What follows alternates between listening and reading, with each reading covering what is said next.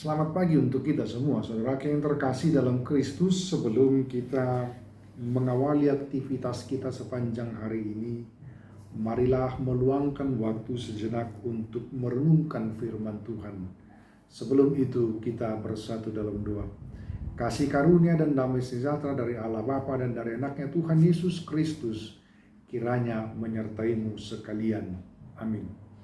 Firman Tuhan untuk kita menjadi renungan pada hari ini tertulis dalam kitab Daniel 4 ayat 34. Demikian dikatakan, tetapi setelah lewat waktu yang ditentukan, aku Nebukadnezar menengadah ke langit dan akal budiku kembali lagi kepadaku. Lalu aku memuji yang maha tinggi dan membesarkan dan memuliakan yang hidup kekal itu, karena kekuasaannya ialah kekuasaan yang kekal dan kerajaannya turun-temurun.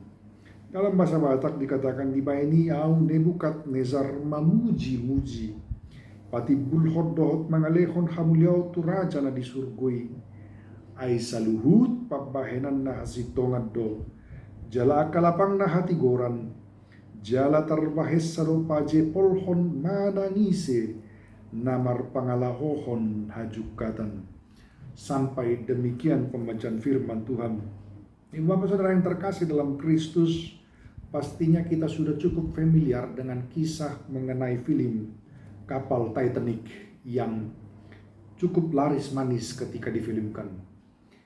Kisah ini tentang kesombongan desainer kapal tersebut atau pencipta yang membangun kapal tersebut. Dalam pelayarannya yang pertama, kapal yang diklaim paling megah, paling besar, paling hebat, dan paling kuat, bahkan Tuhan pun tidak akan sanggup membuatnya karam atau tenggelam, ternyata bernasib tragis. Kapal tersebut karam dan memakan banyak korban, sehingga kemudian kisah tentang kapal itu diangkat menjadi film untuk mengingatkan kita bahaya akan kesombongan. Firman Tuhan hari ini juga hendak menekankan hal yang sama. Firman Tuhan hari ini mengisahkan tentang Raja Nebukadnezar. Ketika ia berhasil membangun kota Babel, dia meninggikan dan memuliakan dirinya. Ia menepuk dadanya dan berkata, jika bukan karenaku, jikalau bukan karena kehebatanku, maka kota ini tidak akan bisa menjadi seperti ini hebatnya.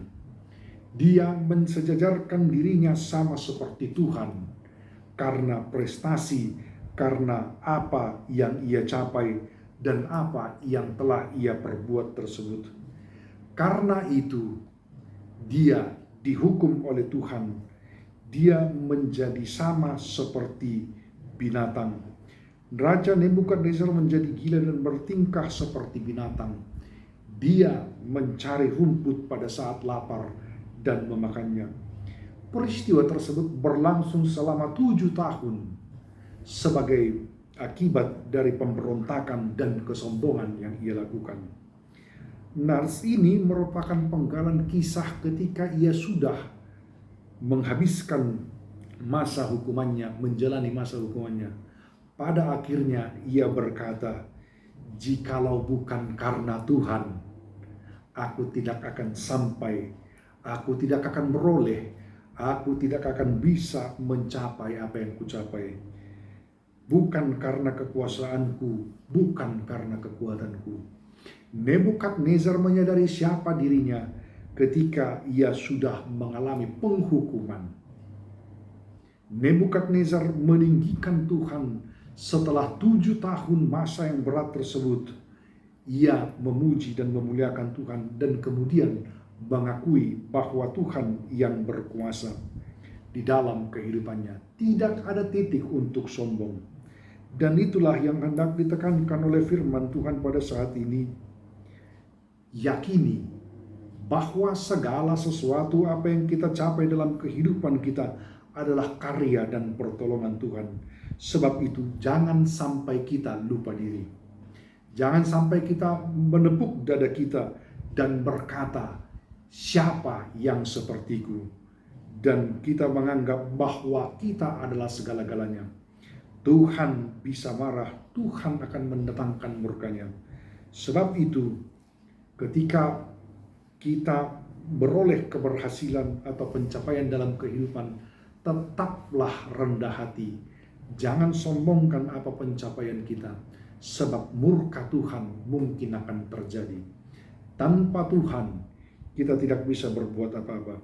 Sebab itu, jangan sampai kita jatuh ke dalam penghukuman, baru kita mau berubah dan belajar. Tetapi hendaknya kita senantiasa memuji dan memuliakan Tuhan, serta berpaut padanya.